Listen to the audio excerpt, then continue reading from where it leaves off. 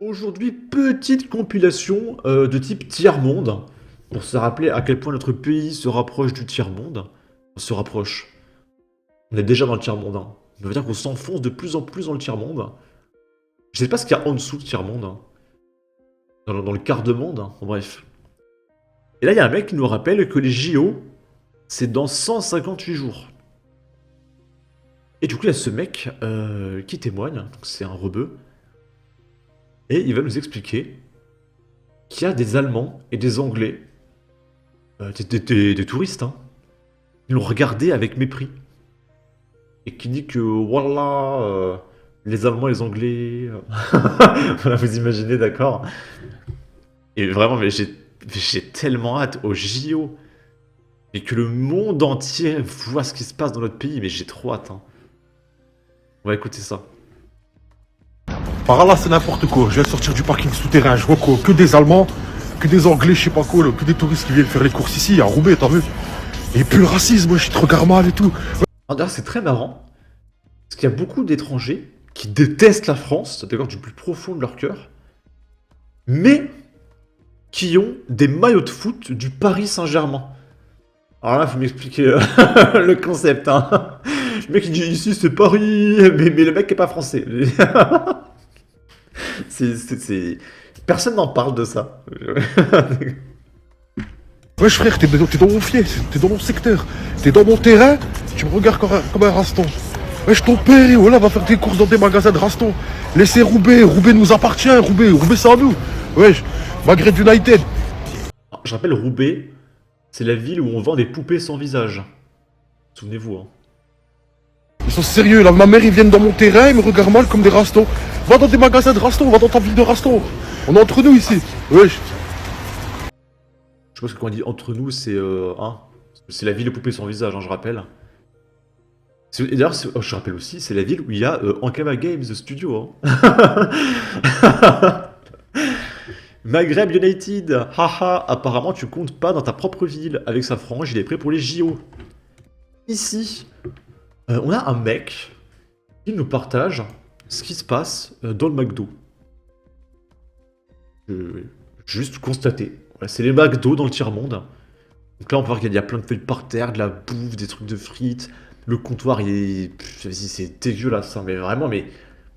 Ces mecs ne comprennent pas la civilisation et l'hygiène, c'est pitoyable, hein.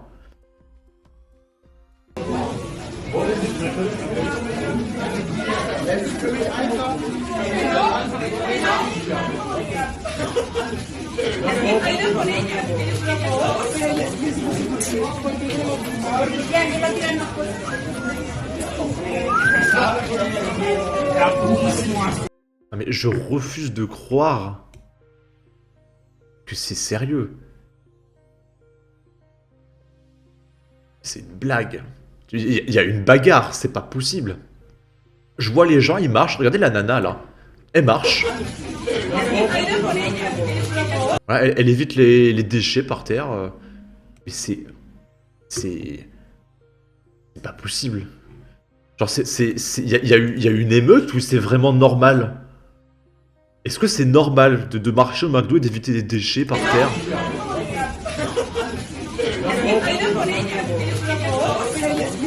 Mais c'est possible. Je refuse de croire que c'est vrai. Hein. Et du coup, ici, on est en Allemagne. J'avoue, en France, j'ai pas vu ça. Mais c'est quoi, les Allemands, c'est des gros porcs? Ça se passe comment? Mais c'est pas possible. En plus, on le voit, il y a un sac poubelle. À un moment donné. Là, regardez, par terre, il y a un sac poubelle. Et normalement, les employés du McDo, quand il y a une poubelle qui est pleine, bah ils ferment le sac, ils le mettent dehors et ils vont mettre un autre sac. Mais je comprends pas. Là les employés du McDo, c'est une journée normale. En tout cas, en France, il y a des employés qui se baladent. Quand les poubelles sont pleines, bah ils changent la poubelle. Enfin, je comprends pas. Ça paraît tellement standard. Peut-être que je suis trop intelligent, hein. C'est vrai qu'on est en 2024, hein, c'est l'ère de TikTok. Le QI moyen, il baisse de plus en plus, on l'a vu. Hein. De 1950 à 1990, le QI a explosé. Parce qu'avec l'apprentissage, la culture, etc., on a beaucoup progressé. Et depuis 2010, avec les réseaux sociaux, ça s'est effondré. On est en train de retomber. Peut-être qu'on est trop intelligent et que c'est le futur, hein. On se dirige vers l'idiocratie, les copains. Si l'AFD, avec son ambitieux programme de rémigration, ne passe pas, ce pays sera vraiment foutu. Il n'avait pas les codes. Il devrait juste embaucher un balayeur qui ne pourra qu'être un immigré, sauf si vous postulez pour la place. Ici, on est à Évry-Courcouronnes, dans le 9-1, dans le 91, donc on est à Paris. La situation dégénère dans un foyer pour mineurs isolés par une association. C'est une association de gauchistes. Et il y a un Ivoirien qui a poignardé un mec 2 fois au visage. Dans une association gauchiste. Je crois qu'il va falloir que je prenne mes petites gélules là, anti-stress. C'est des plantes, je prends des plantes, c'est anti-stress. C'est bio. Écoutez. C'est mes petites gélules. Le mec en peut plus de faire ses vidéos, tu sais.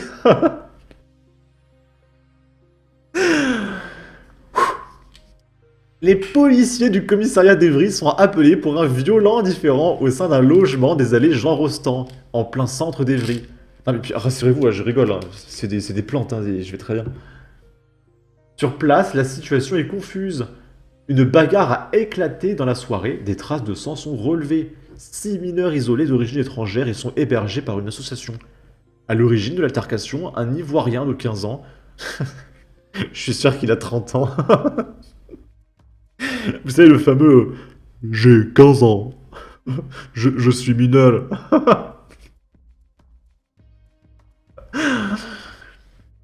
Et du coup, le plus jeune du foyer qui se serait montré violent envers l'un de ses colocataires. Puis, armé d'un couteau, il s'en serait pris à un deuxième ado, le blessant grièvement à la tête. L'arme est retrouvée sur place. L'auteur tient des propos incohérents.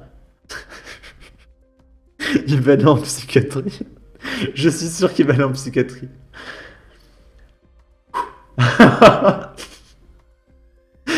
C'est tellement tout le temps la même chose, mais c'est incroyable, hein. Se montre menaçant. Les policiers utilisent leur pistolet à impulsion électrique pour le maîtriser. Auditionné dans un deuxième temps. Le jeune suspect assure ne se souvenir de rien. La faute à sa consommation de sandwich, très importante au dire des autres mineurs. La victime, elle, s'est vue prescrire une incapacité totale de travail de 31 jours. Ce samedi après-midi, son agresseur présumé devait être jugé face à un juge pour enfants du tribunal d'Évry-Courcouronnes. Sauf que tout ne s'est pas passé comme prévu. Un autre incident a éclaté dans les geôles du palais de justice, le garçon de 15 ans ayant affiché un comportement qualifié de déviant envers son escorte. Son état de santé mentale pose en question, il a été mis en cause et a été renvoyé au centre hospitalier pour des soins.